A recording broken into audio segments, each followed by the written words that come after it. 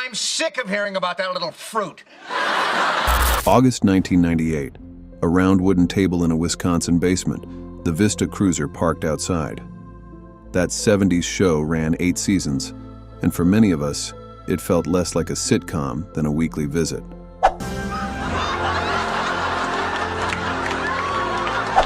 Some of those faces are gone now. One is behind prison walls. Today we look back together in that 70s show cast members who are dead or in jail in 2026.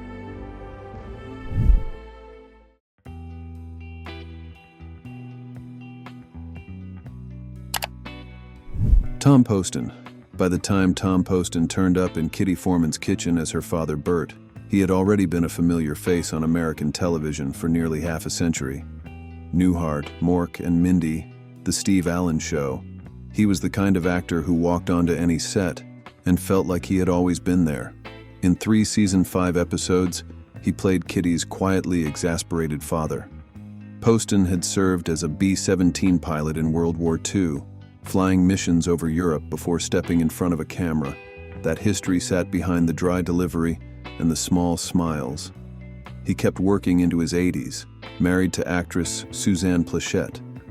He died in April 2007 at home in Los Angeles after a brief illness.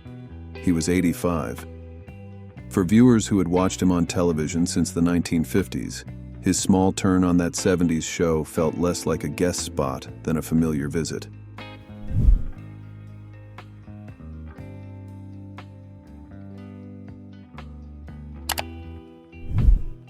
James Avery.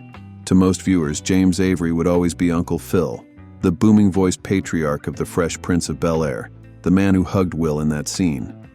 But in 2004, he showed up in Point Place wearing the uniform of Officer Kennedy, a recurring police presence in 3 season 6 episodes. He brought the same authority, the same restraint, the same warmth under a stern face. Avery had trained as a poet before turning to acting.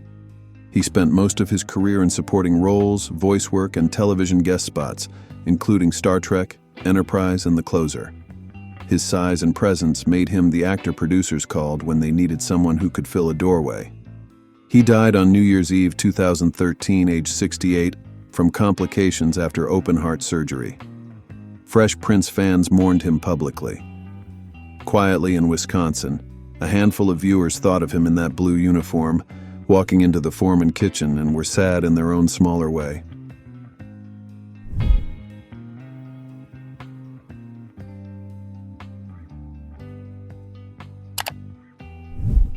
Mary Tyler Moore. In the final season of that 70s show, Jackie Burkhart landed a job working for a television host she idolized. A host, played by Mary Tyler Moore. The casting was the show's quiet wink. Of course, Jackie's hero would be the woman whose hat toss had defined an entire generation of young women. Moore had already become more than a sitcom star. Ordinary people had shown America that the smiling Mary of Minneapolis could also play a mother frozen in grief. By 2006, when she filmed her 3 season 8 episodes as the demanding Christine St. George, she was 69, still working, still sharper than the script asked her to be.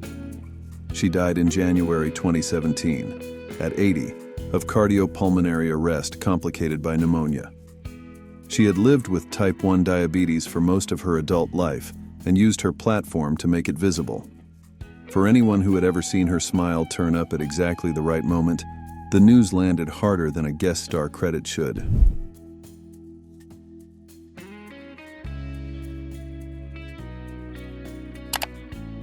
Howard Hesseman.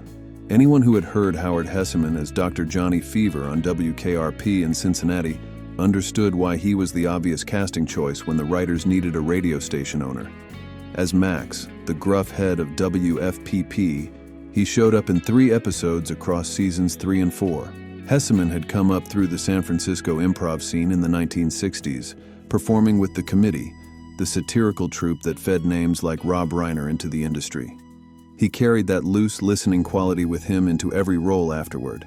He had played teachers, hippies, fathers, and disc jockeys, and audiences trusted his voice in all of them. In January 2022, he died from complications of colorectal surgery in Los Angeles. He was 81. WKRP fans flooded social media with photographs from a show that had been off the air for 40 years.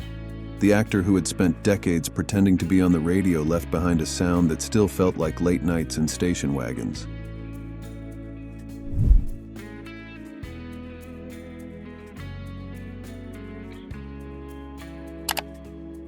Betty White. Casting Betty White as Kitty Foreman's distant, sharp-tongued mother was a small act of mischief. By 2003, America had already canonized White as everyone's favorite grandmother, warm, twinkling, harmless. As Bea Sigurdson, in 4 episodes of season 5, she played a woman whose love for her daughter came out as judgment. The contrast was the joke. She had been in front of cameras since the late 1940s.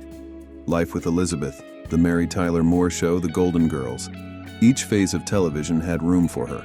In her last decade, she became the kind of public figure whose birthdays felt like national holidays. She died on December 31st, 2021, less than 3 weeks before her 100th birthday. The country was already preparing tributes for that milestone. Instead, it mourned. For anyone who remembered her standing in Kitty's kitchen, withholding a compliment, it was strange to think the woman who had played that prickly mother had ended up loved by almost everyone who ever saw her.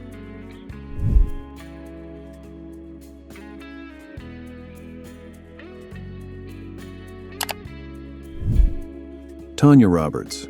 Tanya Roberts had already lived a Hollywood life before she ever stepped into Donna's kitchen as Midge Pinciotti. She was one of Charlie's Angels in the final season of that show, then a Bond girl opposite Roger Moore in 1985's A View to a Kill. By the time she joined that 70s show in 1998 as Donna's free-spirited mother, she had been working in front of cameras for 2 decades. Midge was a strange and tender creation, well-meaning, often clueless, sometimes oddly flirty with the teenage boys hanging around her daughter's basement. Roberts played her with a softness that made the joke land gently. She left the show in 2001 to care for her dying husband, the screenwriter Barry Roberts, and returned briefly in 2004. In January 2021, she collapsed while walking her dogs in Los Angeles. Her death was prematurely announced, walked back, then confirmed the following night. The cause was sepsis from a urinary tract infection. She was 65. For anyone who had watched her lean against the Pinciotti screen door like the 70s had never quite ended, the strange circumstances of her passing felt cruel in a way that was hard to name.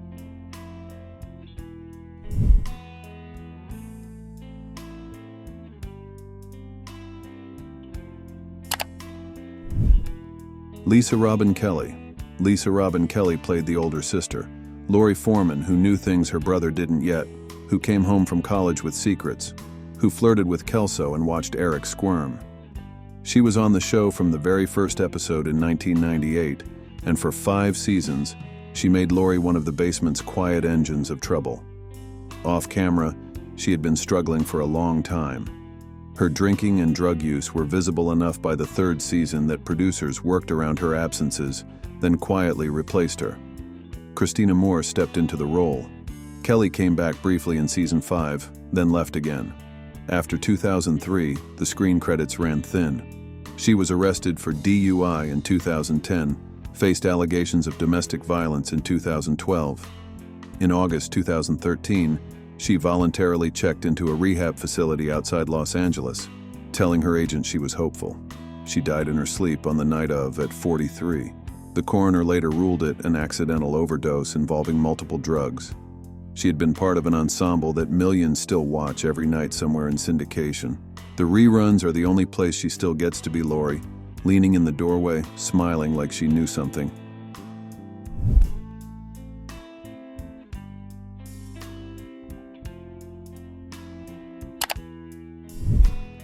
Danny Masterson. Danny Masterson is the only person on this list who is still alive.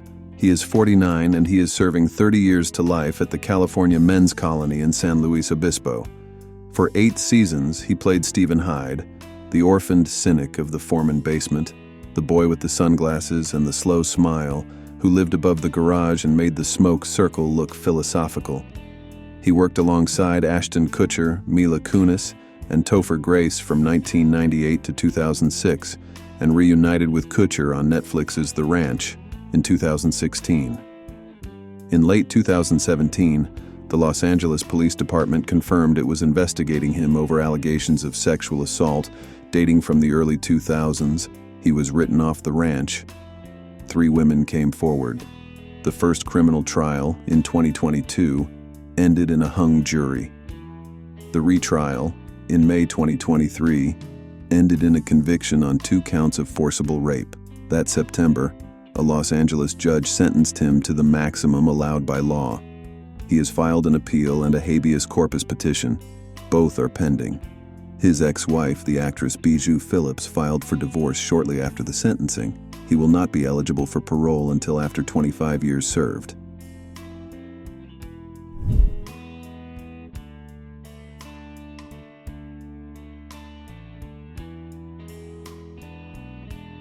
If their names still mean something to you, turn on notifications so the next one finds you.